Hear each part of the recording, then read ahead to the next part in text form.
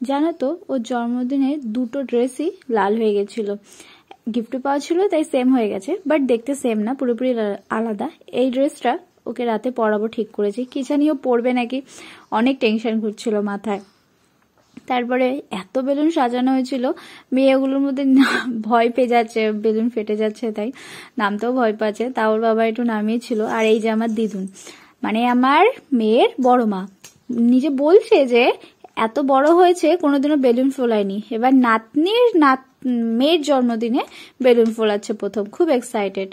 ঘরটা সাজিয়েছি, নিচে কেক কাটিং দাঁড়ানোর ওরকম জায়গা করাচ্ছি না, কারণ ও তো ছোট, বসলে পুরো একদম ওপরে ব্যাকগ্রাউন্ড কিছুই সাজানো দেখা যাবে না, তাই খাটের ওপরেই কেক কাটিং করবো, আর নিচেই সব সাজানো গোছানো হয়েছে, লোকজন আসবে। ওকে ড্রেসটা পরিয়ে যেই বলেছি মা খুব সুন্দর লাগছে, হেভি লাগছে, খুব সুন্দর লাগছে, তখন আর ড্রেস খুলবে না, তখন খুব মজা পেয়েছে।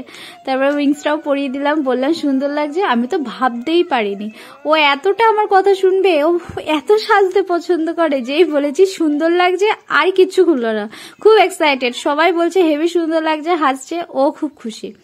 সবার সাথে দেখা করছে, দেখা করে একটু হাসিনি, পুরো যতক্ষণ না আমি নিজে খুলেছি, সব লোকজন যাওয়ার পর তারপরে সবকিছু খুলেছে।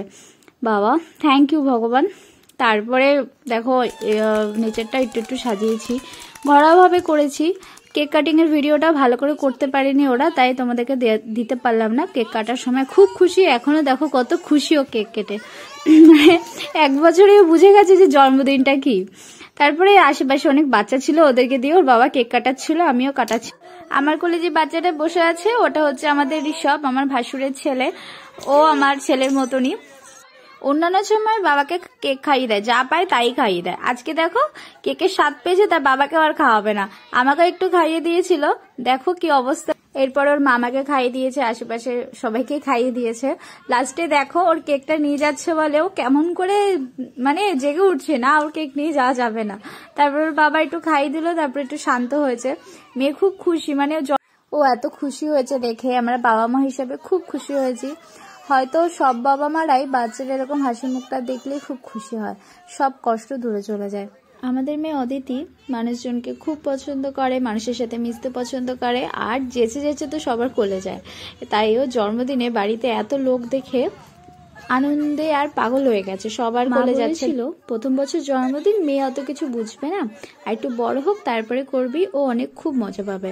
কিন্তু দেখলাম মেয়ে অনেক কিছু বুঝেছে, আর প্রায় 70 জন মতো হয়েছিল, তাও এতেই ও অনেক খুশি, আমরাও খুব খুশি। ভগবানের কাছে প্রার্থনা করি ও যেন সুস্থ থাকে, ভালো থাকে, আর ওর সমস্ত মনের ইচ্ছা পূরণ হয়, ও যেন অনেক বড় একটা মানুষ হতে পারে। দেখো সবার কোলে যাচ্ছে, খুব খুশি। তোমরা ওকে আশীর্বাদ করো, ভগবানের কাছে ওর জন্য প্রে করো, আর সবসময় আমাদের পাশে থেকো। এই দেখো এটা ওর বার্থডে গিফট, মেয়ে এটাকে পেয়ে খুব খুশি, আর মেয়ের দাদা এটাকে দেখে খুব নাচছে, ও নিচে নেমে গিয়ে এটাকে দেখে দেখে নাচছে, মানে পুতুলটা নাচছে আর ও নাচছে। সত্যি এই গিফটটা খুব ভালো হয়েছে, আমার একটা আন্টি দিয়েছে। মামার কোল পেলে আর কিছুই লাগে না। ভিডিওটা ভালো লেগে থাকলে লাইক করো, আর প্লিজ প্লিজ প্লিজ আমার পাশে থেকো, আমাকে সাপোর্ট করো। ভিডিওটা দেখার জন্য অনেক অনেক ধন্যবাদ। পরবর্তী ভিডিওতে দেখা হচ্ছে, টাটা। সবাই ভালো থেকো, সুস্থ থেকো।